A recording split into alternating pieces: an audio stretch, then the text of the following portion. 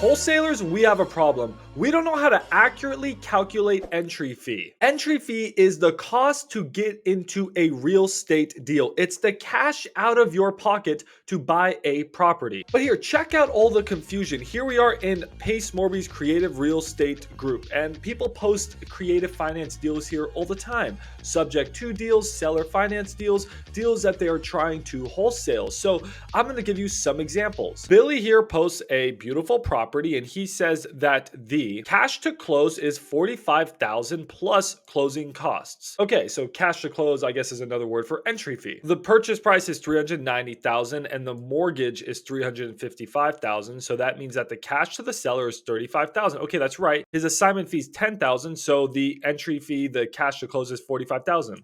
Is that right? Well, you look at some other examples and it gets more confusing. In this example, the wholesaler is just saying that the entry fee is equal to the equity. But wait, what about his assignment fee? What about repairs? What about the agent's commission? What about closing costs? What about transaction coordination? What about arrears? I feel like everybody is calling entry fees something else and everybody is calculating in a different way. And that's a problem because there is only one way to calculate entry fee. And I'm going to show you that right now. I hope to once and for all fix this problem. Entry fee. Here is our house, and this house is $500,000.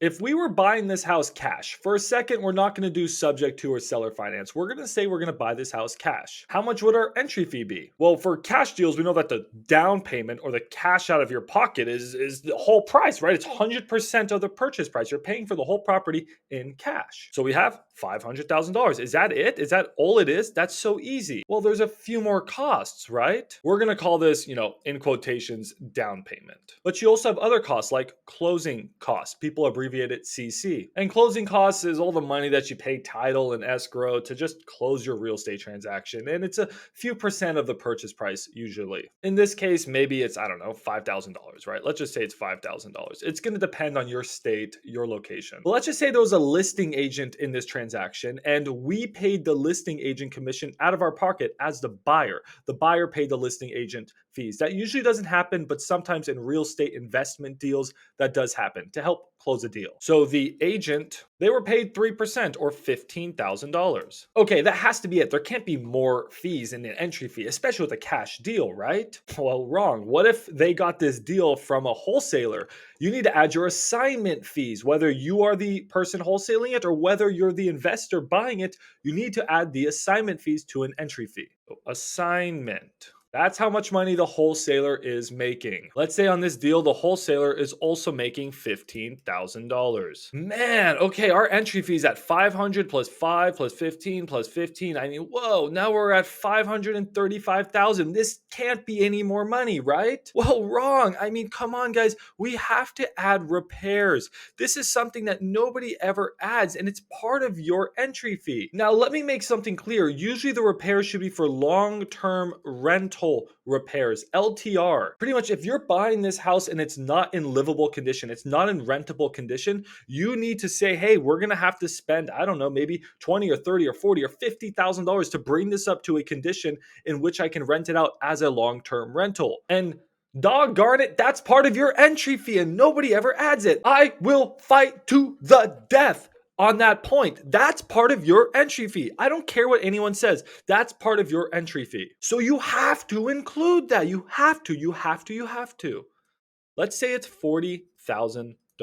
Okay, is this it? Well, there's actually one more thing. There's one more thing. Sometimes in some transactions, and I've done that on my own personal deals when I've bought real estate, I always try to negotiate buyer concessions. This is when the buyer actually gives you cash back. So I can say, hey, I'm going to pay full price for your home, but can you throw me $20,000 back to do some repairs? So let's subtract $20,000. Okay, so we're going to subtract $20,000. We're getting that in the form of a buyer concession. You don't really get these too much on a cash deal, but it's really common if you're coming in with like an FHA loan or a conventional loan and you're like, hey, can you throw me some cash back? But for the sake of this example, we'll just leave it in the cash transaction, whatever. Now our total entry fee, we can calculate it super easy. Now our entry fee is $555,000. Okay, so we bought a $500,000 house, but our entry fee is $555,000. Now, why does that matter? Well, it matters because let's say you want to calculate the cap rate.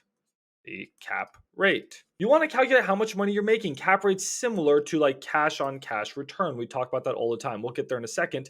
You can't use the purchase price. You're not using the purchase price. If you really want to be accurate and you want to be truthful with your numbers, your cap rate should be calculated based off of your entry fee. I have other videos on my channel about cap rate and cash on cash return. Go watch those. Go watch those. But just know that when you're calculating cap rate, you're taking your rental income, you're annualizing that. So make sure it's yearly rental income. This should be yearly. And you're dividing that not by the purchase price. If you think you're dividing that by the purchase price, you're wrong. You're dividing that by the entry fee. And why that matters is if you divide it by the entry fee, your cap rate's actually going to be lower for the most part. And that's important. Be realistic with your numbers. So that's how you calculate an entry fee for a cash deal. Now, what about creative, subject to seller finance? Well, it's really similar, just you got to add a few more things. So this is what we have for a cash deal right now, right? You have to add the down payment, you have to add the agent fees, you have to add the closing costs, you have to add the assignment, and you have to subtract the buyer concession. That's it, right? For a cash deal? No. Remember, we have to add repairs, right? Don't forget that. I will throw a huge fit if y'all forget that. But now, what if we're talking a subject to deal, when we're going to take over somebody's existing loan, right? We don't want to pay cash. We want to get into this deal with little to no money. So we're going to find a house where they have a low interest rate. So the entry fee for a sub to deal is all of these same things, but instead of a down payment, we don't give a down payment in sub two. We're paying off their equity, right? We're taking over the loan, and the difference between the purchase price and the loan amount, that's their equity. And we usually give their equity in cash. If we're not giving their equity in cash and we're financing it, that's a hybrid deal, but that's a video for another time. So this is now their equity on a sub two deal, but everything else stays the same. All of these things stay the same, but we have to also add arrears. Wait, what are arrears? Well, if the seller is behind on their loan payments, and that's really common in sub two, let's say, they're in pre-foreclosure and they haven't made some payments, they're going to have arrears. They're going to have PITI that they haven't paid. And you as the buyer need to come up and catch up this PITI out of your pocket. Arrears can be $2,000, $3,000. I've seen them at $30,000, $40,000. So you have to look at arrears if they are behind on their payments. Okay, this is a lot. This is so much more than in the examples before. I mean, everybody was just adding one or two things. Max, you're telling me I have to add like all these things? Yeah, and more. You want to be accurate? Add more. You have to add cash for keys, right? Or whatever you want to call it. Oftentimes in a sub two transaction, especially a pre-foreclosure transaction, maybe they don't have equity, right? Oftentimes they won't have equity. So you are going to give them like, hey, here's $500. Here's $1,000. Just please move out of the house. I beg you. Here's some money to get back on your feet. That's cash for keys. And you got to add that to your entry fee. So there you go. All of these things go into the entry fee for a sub two deal. You got 1, 2, 3, 4, 5, 6, 7, 8 different things. And honestly, you could also add transaction coordination. So if you're hiring a TC to do your paperwork, that's separate too. So call it 9 if you're using a TC. We need to start being accurate with our entry fees, okay? Now let's talk about seller finance. By the way, if you're liking this video, please subscribe. I don't even know what I'm doing. Just subscribe. Yeah, do that. Subscribe. I'm on my way to 2,000 subscribers. We're on a mission, and I can only do it with your help. Okay, so now we want to calculate the entry fee for a seller finance deal. And seller finance just means that we're going to get a mortgage, not from the bank, but from the seller. We're going to pay the seller over time for the property. No cash, no credit, no credentials needed, right, Pace Morby? We're just going to finance directly from the seller. It's a beautiful thing, but how do you calculate the entry fee? Well, instead of equity, this becomes down payment.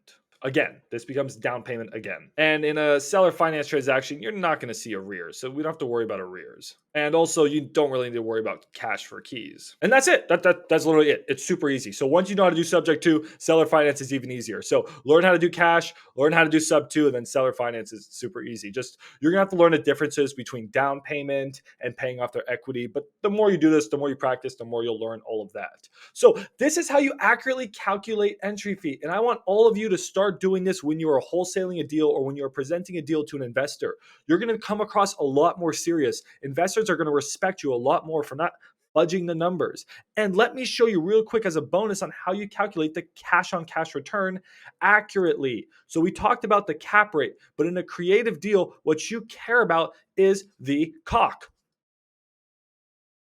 the cash on cash return, right? And you get the cash on cash return with the exact same formula as you do entry fee. Oh shoot, guys, I made a quick mistake. I'm so sorry. We all make mistakes in this world. I said yearly rental income here. It's obviously yearly rental profit, right? We should all know that. It's not your income divided by your entry fee. It's always your profit. So you take income minus expenses, minus OPEX, operating expenses. I'm so sorry. I was flying through this and I made a quick mistake on cap rate.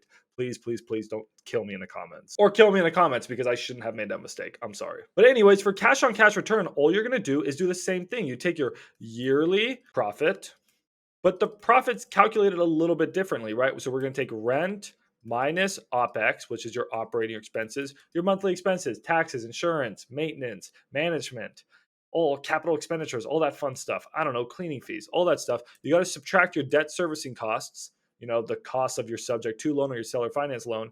And then you're going to divide all of this, make sure you do this first, by your entry fee. And that's how you calculate cash on cash return. If you're confused about that, I got so many more videos on my channel walking you through subject to math, seller finance math, Morby method math, hybrid math, all the math. I love the math. So that's it. But to accurately calculate cash on cash return or cap rate or do anything, it all revolves around entry fee. And if you're manipulating your entry fee numbers on purpose or just because you don't understand or you're seeing other people post and you don't really know what they're posting, all of your numbers will be a lie. So stop lying about your numbers and start doing things accurately by understanding the math. If you appreciate this video, if you like math, well, maybe you don't like math, but you like learning about real estate math, subscribe to the channel and I'll see you in the next video. Bye, everyone.